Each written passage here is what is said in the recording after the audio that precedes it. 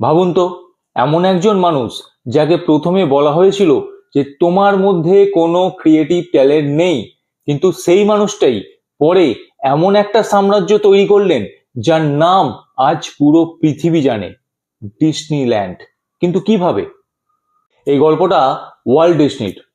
Walt ডিসনির ছোটবেলা থেকেই আঁকা এবং গল্প বলার প্রতি প্রচন্ড আগ্রহ ছিল, কিন্তু তিনি সাধারণ জীবনযাপন করলেও তার মাথায় সবসময় ঘুরতো নতুন নতুন চরিত্র এবং গল্প।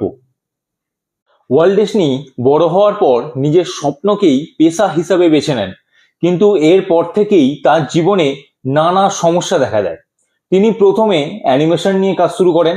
এর জন্য তিনি একটি ছোট অ্যানিমেশন কোম্পানিও খোলেন, কিন্তু এই ব্যবসা বেশি দিন চলেনি।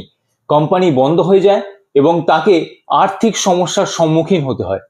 অনেক মানুষ হয়তো এখানেই হাল ছেড়ে দেন, কিন্তু ওয়াল্ট ডিসনি তা করেননি। তিনি আবার নতুন করে শুরু করার সিদ্ধান্ত নেন, এবং ঠিক এর পরেই আসে তার জীবনের খুব গুরুত্বপূর্ণ মুহূর্তগুলোর মধ্যে একটি। তিনি তৈরি করলেন এমন একটি কার্টুন ক্যারেক্টার যাকে প্রথম দিকে হয়তো খুব কম মানুষই চিনত। ক্যারেক্টারটির নাম মিকি মাউস। আস্তে আস্তে মিকি মাউস সারা পৃথিবীতে জনপ্রিয় হতে শুরু করলো, এবং তার সঙ্গে ওয়াল্ট ডিসনির নামও সারা পৃথিবী জানলো। কিন্তু ওয়াল্ট ডিসনি শুধুমাত্র কার্টুন ক্যারেক্টার তৈরি করার মধ্যেই সীমাবদ্ধ ছিলেন না। তার স্বপ্ন ছিল এমন একটি জায়গা তৈরি করা যেখানে শিশুরা আনন্দ করবে, পরিবার একসঙ্গে সময় কাটাবে এবং মানুষ নিজের শৈশবকে আবার অনুভব করতে পারবে। এই স্বপ্ন থেকেই তৈরি হলো ডিসনিল্যান্ড। তবে ডিসনিল্যান্ড তৈরি করাও সহজ কাজ ছিল না।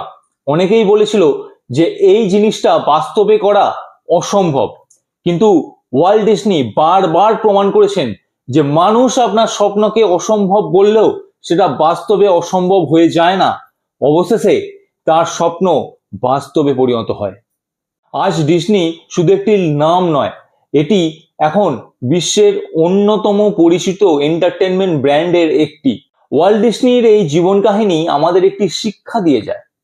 জীবনে ফেলিওর আসতেই পারে, আপনাকে মানুষ আন্ডার এস্টিমেট করতেই পারে, কিন্তু আপনি যদি নিজের জীবনে নিজের স্বপ্নের ওপর বিশ্বাস রাখেন, আপনি যদি বারবার চেষ্টা করেন, তাহলে অসম্ভব মনে হওয়ার স্বপ্ন একদিন বাস্তবে পরিণত হতে পারে। তাই মনে রাখবেন, স্বপ্ন বড় হলে বাধাগুলিকে ভয় নয়, চ্যালেঞ্জ হিসাবে দেখতে হয়।